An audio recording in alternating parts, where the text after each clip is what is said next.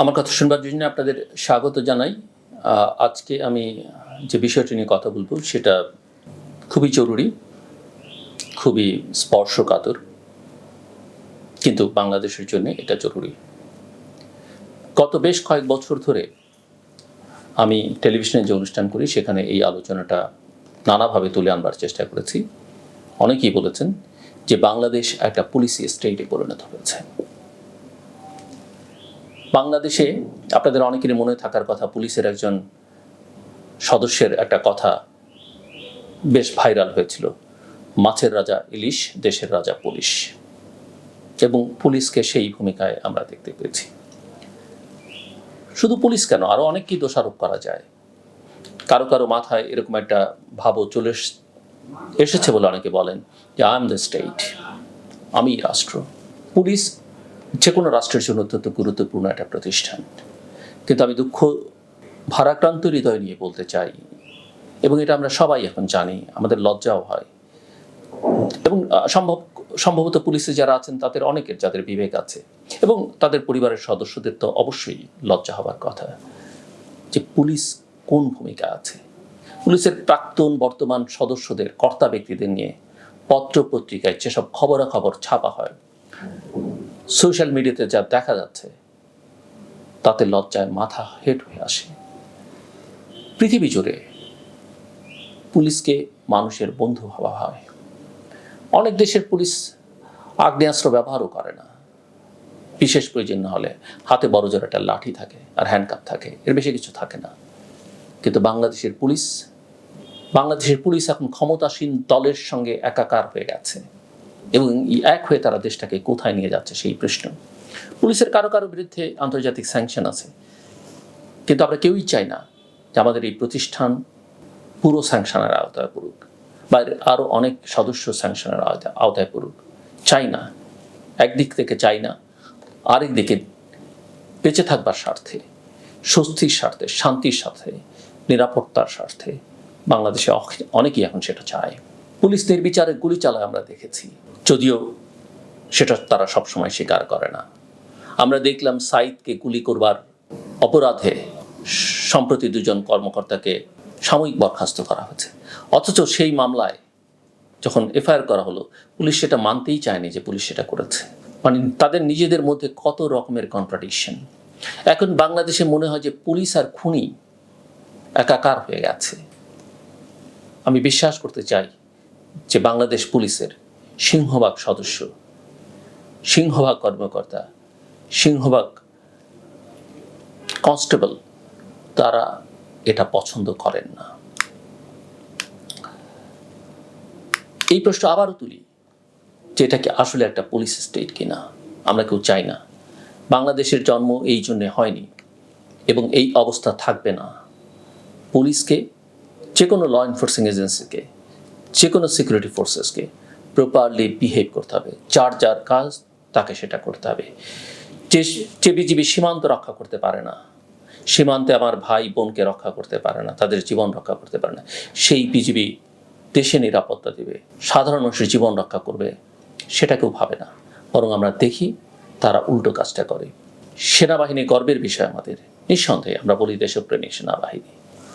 এই সেনাবাহিনী বাংলাদেশের মুক্তিযুদ্ধে মাঠে নেতৃত্ব দিয়েছে, কিন্তু আবার সেনাবাহিনীর ভাইরা একবার ভেবে দেখবেন, তারা কি কোনো না কোনো কারণে প্রশ্নবিদ্ধ হচ্ছেন না? 1, 2, 4, 5, 10 জনের জন্য কেন গোটা বাহিনী প্রশ্নবিদ্ধ হবে? যে সেনাবাহিনী সারা পৃথিবীতে, যে সশস্ত্র বাহিনী সম্মান বয়ে আনে বাংলাদেশের জন্য, তারা কেন পৃথিবীতে অন্য দেশে বিতর্কিত হবে? এই প্রশ্ন। আজকে আমি পুলিশের মধ্যেই সীমাবদ্ধ থাকি। আমরা আবারও লাশ পড়তে দেখলাম, এবং প্রায় প্রতিদিনই দেখছি, হয় নতুন করে লাশ পড়ছে, অথবা পুরনো কেউ অসুস্থ, মানে আহত হয়ে জীবন দিচ্ছেন। আমরা ধারণা করেছিলাম যে আর লাশ আমাদের দেখতে হবে না, আর দেখতে হবে না যে পুলিশ প্রোটেকশনে ছাত্রলীগ কুপিয়ে হত্যা করছে সাধারণ ছাত্রদের। পুলিশ এবং ক্ষমতাসীন রাজনৈতিক দল এবং তার অঙ্গ সংগঠনের নেতারা, কর্মীরা যেভাবে অস্ত্রশস্ত্র হাতে অন্যদেরকে আক্রমণ করে, পুলিশ সেখানে কোনো ভূমিকা পালন করে না। আর তখন যদি আমরা বলি এরা একাকার হয়ে গেছে, সেটা কি খুব বেশি বলা হবে? ফুলিয়ে ফাঁপে বলা হবে? আমি মনে করি না। এমন অনেক ভিডিও প্রথমবারের মতো আমরা দেখেছি আক্রমণে পুলিশ অথবা ক্ষমতাসীন দলের নেতাকর্মীরা, বিশেষ করে তাদের ছাত্র এবং যুব সংগঠনের নেতাকর্মীরা। এবং এই ভিডিওগুলোতে আমরা দেখছি যে পুলিশ তো সরাসরি গুলি করছেই, সাথে ছাত্রলীগের সন্ত্রাসীরা চাপাতি দিয়ে কুপিয়ে একদম হত্যা নিশ্চিত করে তারপর পুলিশের সাথে আবার হামলার জন্য এগিয়ে যাচ্ছে। ৩৫ জন শিশু হত্যাকাণ্ডের শিকার হয়েছে এই সময়টাতে। শিশু, আমি বলি না, ইউনিসেফ বলছে। এইসব দৃশ্য আসলে মেনে নেওয়া যায় না, সহ্য করা যায় না। এমন বহু চিত্র আমরা দেখেছি। শুধু সরকার অপরাধী খুঁজে পায় না, অবশ্য খুনি কখনো খুনের বিচার করতে পারে না, একথা তো সাধারণ ছাত্ররাই বলছে, আমি বলছি না। কাজেই এই যে তদন্ত কমিশন যেটা করা হচ্ছে তার উপর মানুষ আস্থা রাখতে পারছে না। আপনি বলছেন যে এটা তৃতীয় পক্ষ করেছে, জামাতে বিএনপি করছে, কিন্তু তাদের কতজন গ্রেপ্তার করলেন আর আপনি সাধারণ শিক্ষার্থী কতজন গ্রেপ্তার করলেন, হিসেবটা একটু করেন এবং বোঝার চেষ্টা করেন যে আপনাদের কথাবার্তার যৌক্তিকতা কি আছে। এই যে হত্যাকাণ্ড চলল, শত শত শিক্ষার্থীকে হত্যা করা হলো, তরুণ সাধারণ মানুষকে হত্যা করা হলো, শিশুকে হত্যা করলো, এই হত্যার ক্ষতনাশকতাই আবারও আমরা শুক্রবারে দেখলাম সারা দেশে ছাত্রদের কর্মসূচিতে পুলিশ ছাত্রলীগ বাধা দিয়েছে। তারপরেও আমরা তারপরের দিনও আমরা সেই একই চিত্র দেখছি। বেশ কয়েকটি জায়গায় ছাত্রলীগ হত্যাকাণ্ডের মহড়ায় নেমেছে বা মূল প্রক্রিয়ার মধ্যে ঢুকে পড়েছে পুলিশকে সঙ্গে নিয়ে। পুলিশকে গুলি করতে দেখেছি আমরা। আবার পুলিশ সদস্য গুলিতে প্রাণ হারিয়েছেন এবং পুলিশের গুলিতে যেমন প্রাণ ঝরেছে, সাধারণ প্রতিক্রিয়া হিসেবে সাধারণ মানুষের আক্রমণে পুলিশের প্রাণ ঝরেছে। এবং হতাহতের সব খবর আমরা তাৎক্ষণিকভাবে মিডিয়াতে পাই না, সোশ্যাল মিডিয়াতে পাওয়া যাচ্ছে। মিডিয়া হয়তো তার সামর্থ্য নেই, এটা যেমন একটা দিক আছে। মিডিয়া আসলে বিশ্বাসযোগ্য নয় বাংলাদেশের গণমাধ্যম। আর কে না জানে এখন সোশ্যাল মিডিয়ায় বা সামাজিক যোগাযোগ মাধ্যমে হচ্ছে আসল গণমাধ্যম। এবং বিপদটা সেখানেই, সেটার উপরে পুরোপুরি নির্ভর করা যায় না। বাকিগুলো খুব ব্যতিক্রমীবাদী সরকারি প্রচার মাধ্যমের ভূমিকা থেকে এখনো বের হতে পারেনি। মূলধারার গণমাধ্যমের কথা বলছি আমি। এই আন্দোলন এখন প্রতিটা ঘরে ঘরে পৌঁছে গেছে। নারী, পুরুষ, শিশু, কিশোর সবাই কোনো না কোনোভাবে এই আন্দোলনের সঙ্গে জড়িয়ে পড়েছে। কিন্তু পুলিশের গুলি কিন্তু থামছে না। 200-র উপর হত্যার ক্ষত না সারতেই তার উপর আবারও পুলিশের মারমুখী হওয়ার চিত্র আমরা দেখলাম। কোনো মামলাতে পুলিশের গুলির কথা থাকছে না। ছাত্রলীগের বিরুদ্ধে, যুবলীগের বিরুদ্ধে কোনো কথা নেই, উল্টো ছাত্ররাই আসামি। এরপরেও সরকার আশা করছে আন্দোলন থেমে যাবে, সব কিছু নিয়ন্ত্রণে চলে আসবে। আসলে কিছুই আর নিয়ন্ত্রণে আসবে না। একটা সময় যখন পার হয়ে যায় তখন কিছুই নিয়ন্ত্রণে থাকে না। আমরা যদি ওই যে হসপিটালের কথা বলছিলাম, আইসিইউর কথা বলছিলাম, অনেক সময় রুগী বেঁচে থাকে আইসিইউতে, কিন্তু চিকিৎসক জানে যে তার আসলে ফেরত যাবার কোনো সম্ভাবনা নেই যতক্ষণ বাঁচিয়ে রাখা যায়। একটা সময় হয়তো পরিবারই বলে যে অক্সিজেনটা খুলে দেন বা তাকে রিলিফ দেন। সো আমি যেটা মনে করি যে রাজনৈতিক সমাধান ছাড়া কোনো সমাধান নেই, এবং এটা আমি বারবার বলছি। এখানে পুলিশ নিয়ে কিছু কথা সংক্ষেপে আমি আরও বলতে চাই। আমার এখন প্রশ্ন জাগে, আসলেই কি পুলিশের উপর সরকারের কোনো নিয়ন্ত্রণ আছে? পুলিশের ড্রেসে কি খুনি বাহিনী দেশে গৃহযুদ্ধ লাগিয়ে দেওয়ার কাজ করছে? সরকারও বলছে পুলিশের গুলি করবার অর্ডার ছিল না, যদিও এটা তারা অনেকদিন পরে বলেছে। কিন্তু রাজপথের প্রতিটি কর্মসূচিতে পুলিশ এখনো গুলি করছে, মানুষ হত্যা করছে। এই পুলিশকে তাহলে কে চালায়? পুলিশ কি খুনি বাহিনী হয়ে যাচ্ছে? সরকারের রাজনৈতিক পরাজয় ত্বরান্বিত করার ক্ষেত্রে পুলিশের এই ভূমিকা অন্যতম প্রভাবক হিসেবে কাজ করছে বলেই মনে করা কি অসঙ্গত হবে? এই পুলিশকে বিচারের আওতায় আনার কোনো উদ্যোগ তো দেখাই যাচ্ছে না, বরং এখনও গুলি করছে তারা। পত্রিকার প্রতিবেদনে জানা যাচ্ছে 73% নিহতের শরীরে প্রাণঘাতী বুলেট পাওয়া গেছে। ফলে রাবার বুলেট ছোড়ার যে কথা বলা হচ্ছে তাও মিথ্যা। এই আন্দোলন কেন? যে কোনো বিষয়ে সরকারের কথা মানেই মিথ্যে কথা, এমন একটা ধারণা রাজনীতি সচেতন মানুষের মনে পোক্তভাবেই ছিল। এখন এই ধারণা ছোট ছোট বাচ্চা ছেলে মেয়েদের মধ্যেও তৈরি হয়েছে। কারণ এই আন্দোলন নিয়ে সরকার যা বলছে আর করছে ঠিক তার উল্টোটা। পুলিশকে অনেক আগে থেকেই মানুষ পুলিশ লীগ বলে ডাকতে শুরু করেছে। এই পুলিশ জনগণের সেবক হবার কথা ছিল মানুষের নিরাপত্তা দেওয়ার। কিন্তু পুলিশ এখন খুনি বাহিনীতে পরিণত হয়েছে। আমার বলতে লজ্জা লাগছে। আমি জানি অনেক নিরপরাধ পুলিশ সদস্য আছেন যাদের হয়তো এটা গায়ে লাগবে, তাদের পরিবারের সদস্যদের গায়ে লাগবে, কিন্তু যারা ডমিনেট করছেন, ডমিনেটিং ফ্যাক্টর হিসেবে যারা কাজ করছেন, তাদের জন্যে অন্যদেরকেও এই ব্লেমটা নিতে হচ্ছে। এটাই রীতি, এটাই সমাজে হয়। এই যে পুলিশ বাহিনীর মধ্যে, যেটাকে অনেকে খুনি বাহিনী বলছেন, এর মধ্যে যারা পেশাদার এবং সৎ, তাদের আর আলাদা করে মানুষ বিবেচনা করতে পারছে না, সম্ভব হয় না। গোটা বাহিনীটাই একটা হত্যাকারী বাহিনীর প্রতীক হয়ে উঠেছে। তারা গুলি করে হত্যা করছে, আর তাদের আশ্রয় থেকে ছাত্রলীগ পাশবিকভাবে কুপিয়ে পিটিয়ে সাধারণ ছাত্রদের হত্যা করছে। পুলিশ খুনিদের প্রোটেক্ট করছে, আমরা দেখেছি।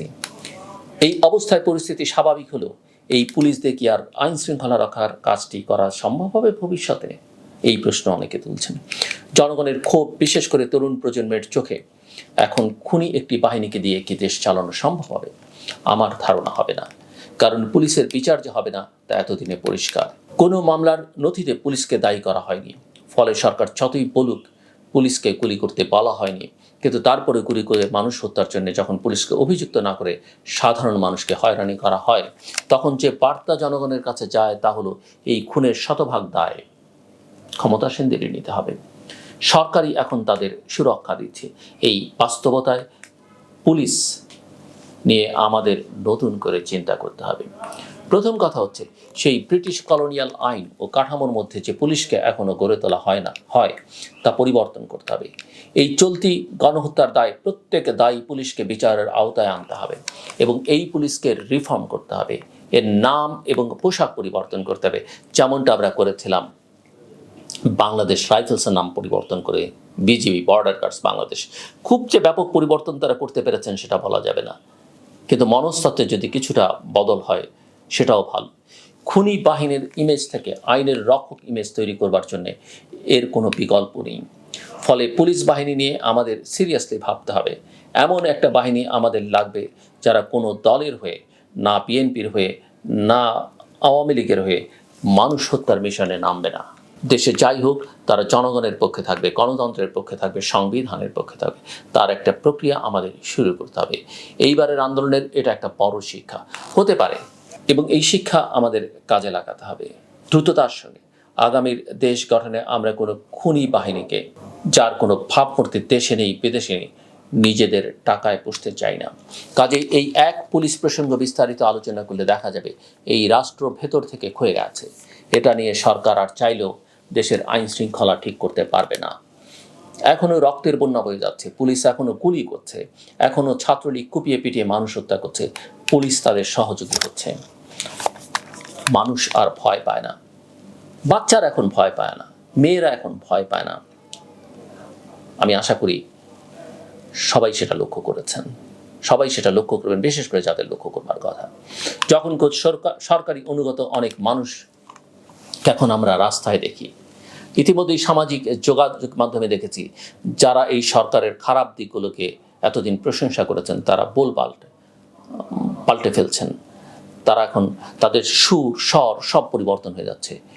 শিল্পী, লেখক, চলচ্চিত্রকার যারা সরকারের ঘনিষ্ঠজন হিসেবে পরিচিত ছিলেন, নির্বাচনের আগে নানান বার্তা মানুষকে দিতেন যে নির্বাচন একপেশে ছিল, তারাও এই সরকারকে পদত্যাগের কথা বলছেন। এমন সময় পুলিশের এই ধরনের আচরণ সত্যি বিস্ময়কর। পুলিশের পরিবার আছে, তাদেরও সামাজিক জীবন আছে। অনেক পুলিশ সদস্যের সন্তানদের কাছে তারা এখনও অপমানিত হচ্ছেন। তাদের বন্ধুদের গুলি করে হত্যার জন্য পুলিশ পিতার সাথে সন্তানের দূরত্ব তৈরি হচ্ছে। পুলিশ ভাইদের বলবো, চাকরির ভয় আর করবেন না। এখন ন্যায় অন্যায় দেখার সময়। চাকরি হারা হলে হবেন, অন্য যে কোনো জীবিকা বেছে নিতে পারবেন। দেশের মানুষ আপনাদের পাশে থাকবে। আপনারা যদি বল প্রয়োগ করতে অস্বীকার করেন তাহলে দেশে দ্রুতই এই রক্তের ধারা বন্ধ হবে আশা করা যায়। তাতে আপনাদেরও লাভ হবে, সরকারেরও লাভ হবে, ক্ষমতাসীনদেরও লাভ হবে, জনগণের লাভ হবে, বিরোধীদের লাভ হবে, দেশের লাভ হবে। এভাবে কিন্তু আপনাদের জীবনও এখন ক্রমে হুমকির মুখে পড়ছে। এখনই পুলিশকে এইসব বন্ধ করতে হবে। সরকারি আদেশের নামে আর কোনো হত্যা আমরা দেখতে চাই না। জনগণ এবং পুলিশ উভয়ের মধ্যে যুদ্ধের আয়োজন দেশকে আরও গভীর সংকটে ফেলে দেবে। আমার কথা শুনবার জন্য আপনাদের অসংখ্য ধন্যবাদ। আপনাদের সবার জন্য শুভকামনা। নিরাপদে থাকবেন, ভালো থাকবেন।